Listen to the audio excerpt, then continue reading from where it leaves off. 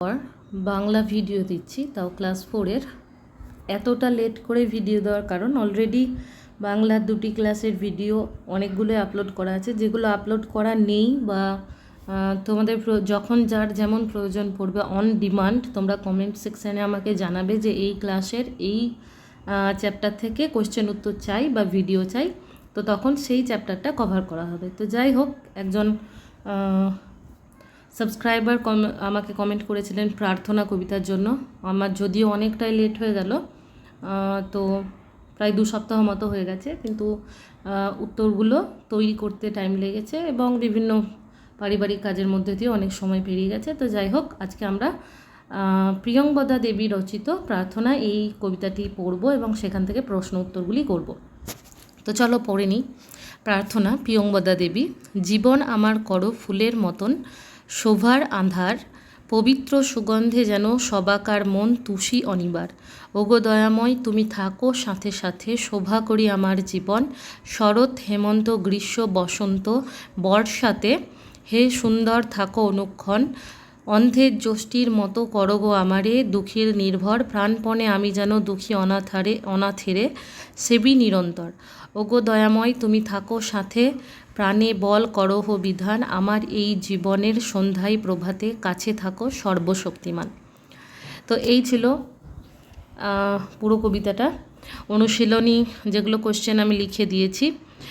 4-এর দাগে দেখো, একবার আলোচনা করে নিই। ওগো দয়াময় আমার জীবন, তো এখানটায় কি হবে, তুমি থাকো সাথে সাথে শোভা করি।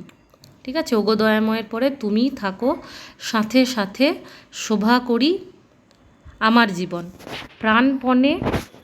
প্রাণপণের পরে কি আছে দেখো, প্রাণপণে আমি যেন দুঃখী অনাথেরে সেবি নিরন্তর, নিরন্তরটা দেওয়া আছে। তারপর দেখো পবিত্র ড্যাশ অনিবার, কোন জায়গাটায় অনিবার রয়েছে না, পবিত্র সুগন্ধে যেন সবাকার মন তুষি অনিবার। তোমার এই যে মানে টেক্সটটা রয়েছে পিডিএফ আকারে, সেখানে লাইনগুলো কিন্তু আন্ডারলাইন করা আছে, সেই অনুযায়ী তোমরা বুঝেই নিচ্ছ, আমি বলেও দিচ্ছি কোনগুলো। তারপরে দেখো ওগো দয়াময়, লাস্টে কি আছে, বিধান। অতএব কি, তুমি থাকো সাথে, প্রাণে বল করহ বিধান। ঠিক আছে, বেশ। এরপর কি রয়েছে দেখো, এটা তো হয়ে গেল। আচ্ছা, 5-এর দাগ করে দিয়েছি, 6-এর দাগগুলো মিলিয়ে তোমরা নিজেরাই করতে পারবে। বিপরীত শব্দ দেখো বলে দিচ্ছি, জীবন, মৃত্যু, পবিত্র, অপবিত্র, অনিবার, কখনো কখনো বা মাঝে মাঝে, দুঃখীর, এখানে খুশির লেখা আছে, যিনি লিখেছেন তার লেখাটা ভুল হয়েছে, দুঃখীর হবে কি না সুখীর, কাছে দূরে। ঠিক আছে, 8-এরটা আমি করে দিয়েছি, শুদ্ধ করে লেখো। অনুক্ষণ মধ্যাহ্ন, প্রাণপণে মধ্যাহ্ন, নিরন্তরে দন্ত নয়ে হস্যই হবে, যষ্টি বানান তো তোমাদের বইয়েই দেওয়া আছে। শোভা তালবে শয়ে ওকার ভয়কার শোভা, জীবন বানান বর্গীর জয়ে দীর্ঘই ব দন্তন্য। তো এখান থেকে আমাদের যেগুলো করার ছিল করে নিলাম। এবার যেটা দরকার রয়েছে সেটা হচ্ছে 1-এর দাগের, 2-এর দাগের এবং 3-এর দাগের প্রশ্ন উত্তর। চলো যেখানে এগুলো উত্তর লেখা আছে সেই জায়গাটায় যাই। চলো 1-এর দাগের কোশ্চেন দেখো, জীবনটা কিসের আধার হবে? জীবনটা ফুলের শোভার আধার হবে। কি দিয়ে সবার মন তুষ্ট করতে চান? পবিত্র সুগন্ধ দিয়ে সবার মন তুষ্ট করতে চান। কে তার জীবন শোভা করে থাকবেন? ঈশ্বর তার জীবন শোভা করে থাকবে। কে অনুক্ষণ তার জীবনে থাকবে? সুন্দর অর্থাৎ ঈশ্বর অনুক্ষণ তার জীবনে থাকবে। তিনি অন্ধের কাছে কি হতে চান? তিনি অন্ধের কাছে যষ্টি অর্থাৎ লাথি হতে চান। 2 নম্বর দেখো, কবি কেমন জীবন প্রার্থনা করেছেন? প্রিয়ংবদা দেবী রচিত প্রার্থনা কবিতায় কবি ফুলের মতো জীবন প্রার্থনা করেছেন। তিনি ফুলের মতো জীবনের সুগন্ধ দিয়ে অর্থাৎ ভালো গুণ দিয়ে সারা জীবন অন্যকে তুষ্ট করতে পারবেন। তিনি আরও বলেছেন তিনি চিরকাল দুঃখী অনাথদের সেবা করতে চান। আচ্ছা, এরপর দেখো রয়েছে 6-এর দাগের, দয়াময়ের কাছে তার কি প্রার্থনা, দয়াময়ের কাছে তার কি প্রার্থনা? প্রিয়ংবদা দেবী তার প্রার্থনা কবিতায় দয়াময়ের কাছে প্রার্থনা করেছেন ফুলের মতো জীবন, যাতে তিনি সকলকে তুষ্ট রাখতে পারেন। জীবনে মরণে সকল সময় ঈশ্বরের আশ্রয় প্রার্থনা করেছেন। গয়ের দাগের কোশ্চেনের উত্তর দেখো, কবি অন্ধের যষ্টি হতে চান কেন? কবি প্রিয়ঙ্বদা দেবী অন্ধের যষ্টি হতে চান কারণ অন্ধের যেমন যষ্টি অর্থাৎ লাঠি ভরসা, তেমন তিনি দিন দুঃখী অনাথের বিপদে আপদে পাশে থাকতে চান ভরসা স্বরূপ। ঘয়ের দাগে দেখো, কাদের সেবায় তিনি নিজের জীবন নিয়োজিত করতে চান? প্রার্থনা কবিতায় কবি দুঃখী অনাথদের সেবায় নিজের জীবন নিয়োজিত করতে চান। 3 নাম্বার দেখো, কবি কি প্রার্থনা করেছেন? নিজের ভাষায় লেখো। প্রিয়ঙ্বদা দেবী রচিত প্রার্থনা কবিতায় কবি ফুলের মতো জীবন প্রার্থনা করেছেন। তিনি ফুলের মতো জীবনের সুগন্ধ দিয়ে অর্থাৎ ভালো গুণ দিয়ে সারা জীবন অন্যকে তুষ্ট করতে পারবেন। তিনি অন্ধের যষ্টি হতে চান কারণ অন্ধের যেমন যষ্টি অর্থাৎ লাঠি ভরসা, তেমন তিনি দিন দুঃখী অনাথের বিপদে আপদে পাশে থাকতে চান ভরসা স্বরূপ। জীবনে মরণে সকল সময় ঈশ্বরের আশ্রয় প্রার্থনা করেছেন। তুমি কিভাবে মানুষের সেবা করবে? নিজের ভাষায় লেখো। আমি আমার সকল পরিচিতের সুখে দুঃখে থাকব, বিপদে তাদের পাশে থাকব। কোনো বয়স্ক মানুষ বা অন্ধ বা প্রতিবন্ধী পথ পেরোতে না পারলে সাহায্য করব।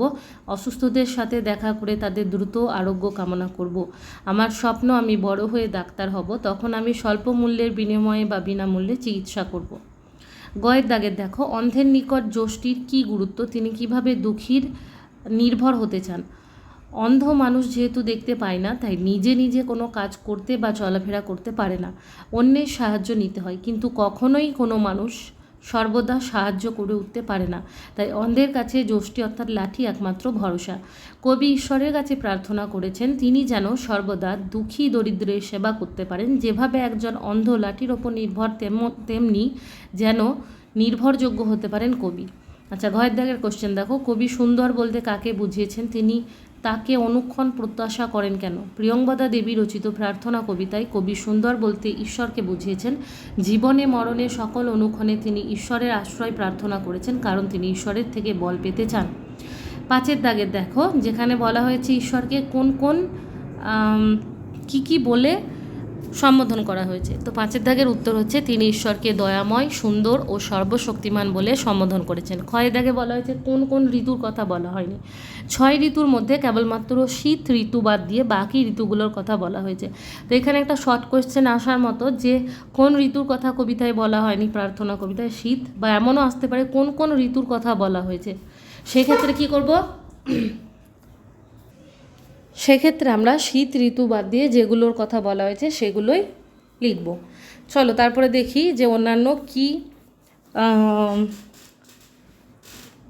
প্রতিশব্দ ব্যবহার করা হয়েছে। প্রতিশব্দ, অতএব দেখো প্রথমে রয়েছে দয়াময়। দয়াময় আর কি ব্যবহার করা হয়েছে? সুন্দর বলা হয়েছে, সর্বশক্তিমান বলা হয়েছে। অনুক্ষণ, অনুক্ষণ মানে সব সময়, তো সেটা হচ্ছে অনিবার এবং নিরন্তর।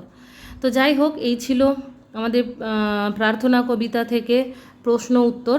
আশা করছি ভিডিওটা তোমাদের অনেকটাই সাহায্য করবে। ভিডিওটা ভালো লাগলে একটা লাইক করো এবং বন্ধুদের সঙ্গে শেয়ার করো। সেই সঙ্গে আরও একটা কথা বলছি, যেহেতু এখন রমজান মাস চলছে, তো ভিডিওগুলো আপলোড করতে একটু দেরি হবে। যেমন আগে সন্ধ্যা 6টা থেকে 6:30টার মধ্যে ভিডিও আপলোড করা যেত, তো এখন সেটা 7টা থেকে 8টা বা 8:30টার মধ্যে ভিডিও আপলোড হতে পারে। তো এই সময়টা একটু ভিডিওগুলো চ্যানেলটাই এসে ভিডিওগুলো দেখার চেষ্টা করবে যে কি কোন কোন ক্লাসের কবে কবে ভিডিও দেওয়া হয়েছে। তো যাই হোক, আজকের ভিডিও এতটুকুই থাকলো। ভালো লাগলে ভিডিওটা একটু লাইক করবে।